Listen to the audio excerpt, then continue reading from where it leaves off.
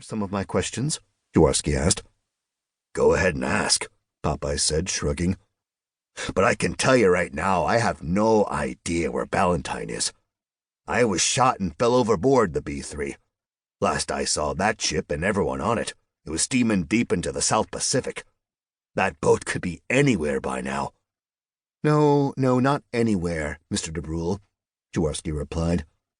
It has arrived at a very specific place. I believe you when you say you don't know where that place is.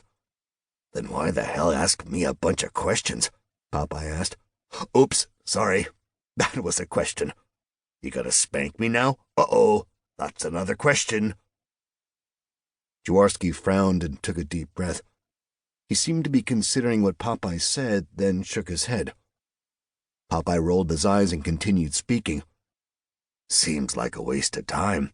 And from what I heard the other day, you ain't got time to waste. No, I suppose we don't have time to waste, Jaworski replied. That is why I will need you to be completely honest.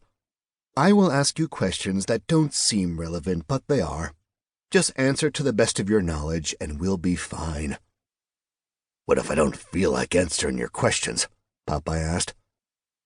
He watched Jaworski very carefully. He knew the man was dangerous. He could almost smell the predator in him. Not answering would be a very bad idea, Jaworski said.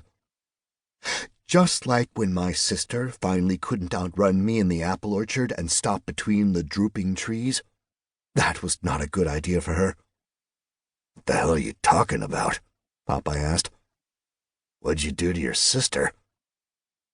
I caught her, Mr. de Brule, Jaworski said. And I tend to not be nice to things I catch. The man's chest heaved as he ran. His legs, fueled by fear and terror, drove him through the dense underbrush of the rainforest. He snapped twigs and small branches, pushing through the foliage, mad to get free of what chased him. The man could hear it coming. Not the snapping of twigs and branches, but the crashing and falling of full-grown trees, the destruction of trunks like shotgun blasts, the impacts of the fallen trees like concussion grenades. The man slapped at his belt, hoping he still had the pistol there. His right hand found the familiar solidity of the grip, and he felt a tiny bit of relief wash over him. He was pretty sure he had a full magazine, which would give him 9 .357 rounds, to put more than a couple holes in the thing if it caught up to him. But he hoped, prayed, wished that it never came down to that. Even with the huge semi-automatic holstered to his hip, the man knew he didn't have much chance against the behemoth behind him. His only real chance was to get out of the thing's territory and make it back to the cave and get as deep inside as he could. Tuck himself back into the darkness where the beast couldn't reach him. A large bird flew up in front of him, the bright red wings blinding him for a moment as it bolted from the massive fern to his left. The man stumbled and nearly fell, his bladder loosing at the surprise, and he let out a horrified squeak. On a normal day, he would have been scared shitless about coming in such contact to the prehistoric bird. But the owner of the massive wingspan and the serrated beak and sharp talons that flew by, lifting up to the canopy of trees overhead, was the least of his problems. A roar that shook the man's molars pushed through the rainforest, and he swore he saw ferns ahead of him bend at the force of the noise.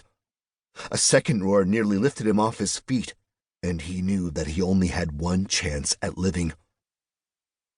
Instead of heading east as he should have, the man bolted west, a new destination in mind.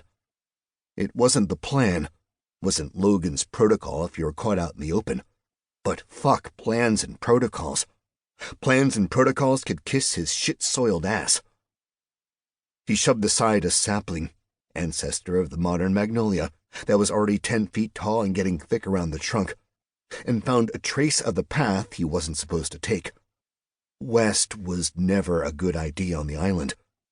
There was lots of fresh water that way, which meant there were lots of creatures that wanted that fresh water. Good idea or not, it was the only idea the man had that he thought would even come close to keeping him alive. Another roar, and the man was more than sure that his bladder had filled.